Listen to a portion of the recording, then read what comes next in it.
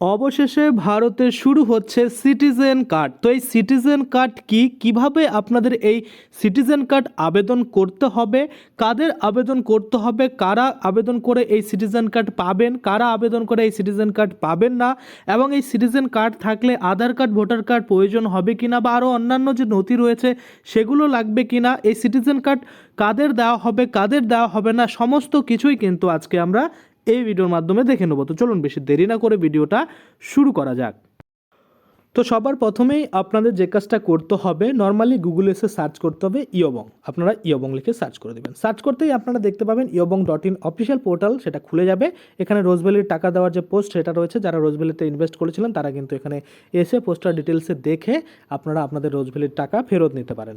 আমরা সরাসরি কী করব, সার্চ বাটনের উপরে ক্লিক করব, সিটিজেন কার্ড লিখে কিন্তু সার্চ করে দেবো। যখনই সিটিজেন কার্ড লিখে সার্চ করে দেবো তখনই আপনাদের সামনে সিটিজেন কার্ডের যে পোস্ট সেটা খুলে গেছে। এখানে আমরা ক্লিক করে পোস্টটাকে ওপেন করে নিলাম এবং আপনাদের সুবিধার্থে একটু জুম করে নিলাম। দেখুন এখানে পরিষ্কারভাবে বলা হয়েছে যে এই যে সিটিজেন কার্ড সেটা কি, কিভাবে আপনাদের কি করতে হবে। দেখুন এখানে কি বলেছে, প্রথমত আমরা যদি দেখি, বর্তমানে প্রত্যেকটা ভারতীয় নাগরিকদের জীবনেই আধার কার্ড এবং ভোটার কার্ডের গুরুত্ব অপরিসীম। যে কোনো সরকারি এবং বেসরকারি প্রতিটি ক্ষেত্রে এই দুটি নথি ব্যবহার করাটা আবশ্যক হয়ে গিয়েছে নিজেদের পরিচয় ও নাগরিকত্বের প্রমাণপত্র হিসাবে। কিন্তু আধার কার্ড শুধুমাত্র ব্যক্তিদের পরিচয় প্রমাণ বহন করে, নাগরিকত্বের নয়। অর্থাৎ এখন যদি আপনারা আধার কার্ড ডাউনলোড করবেন সেখানে লেখা থাকে যে আধার কার্ড শুধুমাত্র আপনার পরিচয়পত্র, কোনো রকম কিন্তু আপনার নাগরিকত্বের প্রমাণ নয়, সেটা কিন্তু পরিষ্কার বলা হয়েছে। এবার যদি আমরা দেখি যে আর ভোটার কার্ড শুধুমাত্র দেশের মানুষের ভোটের অধিকার দেওয়াটা নিশ্চিত করে, তাই দেশের কেন্দ্রীয় সরকার নতুন একটি নথি চালু করার চিন্তাভাবনা করেছে, যা একই সঙ্গে দেশের নাগরিকত্বের পরিচয় এবং নাগরিক হওয়ার প্রমাণ কিন্তু বহন করবে। এই নতুন নথির পত্রের নাম দেওয়া হয়েছে সিটিজেন কার্ড। আমরা যদি ডিটেলসে দেখি যে টেবিল অফ কন্টেন্টে কি বলেছে, যে উদ্দেশ্য কি এই সিটিজেন কার্ডের, এবং সাথে সাথে আমরা দেখব সিটিজেন কার্ডের সম্ভাব্য সুবিধাগুলো এবং কিভাবে আপনাদের আবেদন করতে হবে সেটাও কিন্তু এখানে পরিষ্কার করে বলেছে।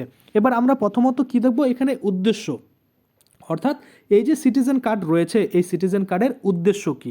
তো আমরা যদি লক্ষ্য করি এখানে দেখতে পাচ্ছি 1, 2, 3 করে কিন্তু এই উদ্দেশ্যগুলো বলেছে। যেমন প্রথমত বলেছে যে জাতীয় নিরাপত্তা আইন ব্যবস্থাকে সুরক্ষিত করা, যাদের এই কার্ড থাকবে না তাদের কিন্তু অবৈধ নাগরিক হিসাবে চিহ্নিত করা, এবং নাগরিকত্ব নিয়ে আইন সংক্রান্ত যে জটিলতা সেটাকে কিন্তু দূর করা সম্ভব হবে, এবং যে কোনো সরকারি তথ্য মানে এই যে কার্ডের মধ্যে সংরক্ষণ করা কিন্তু সহজেই কিন্তু সহজ হয়ে উঠবে। বা আপনারা বলতে পারেন যে এই একই কার্ডে এতগুলো তথ্য থাকবে, সেক্ষেত্রে কিন্তু আপনাদের আলাদা করে আধার কার্ড, ভোটার কার্ড, পাসপোর্ট বা অন্যান্য যে নথি রয়েছে সেগুলো কিন্তু ব্যবহার করতে হবে না। শুধুমাত্র এই সিটিজেন কার্ড থাকলেই আপনার নাগরিকত্বের প্রমাণ হবে, আপনার পরিচয় প্রমাণ হবে, আপনার অ্যাড্রেস প্রুফ হবে, সমস্ত কিছু কিন্তু হয়ে যাবে। আশা করি আপনারা উদ্দেশ্যগুলো বুঝতে পারছেন।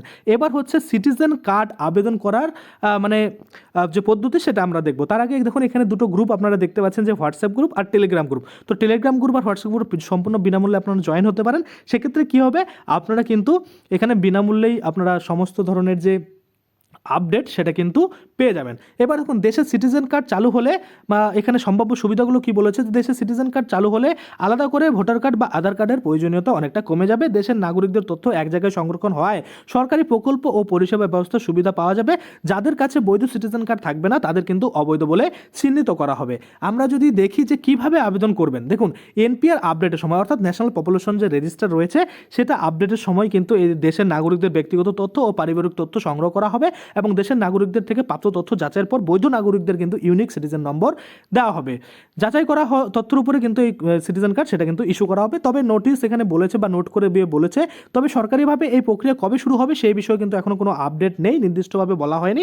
আমি আপনাদের ভিডিও বানিয়ে অবশ্যই জানাবো যখনই সরকারিভাবে কোনো রকম এই কিন্তু আপডেট পাবো। তো আজকের জন্য ভিডিওটা এখানে শেষ করছি, ধন্যবাদ।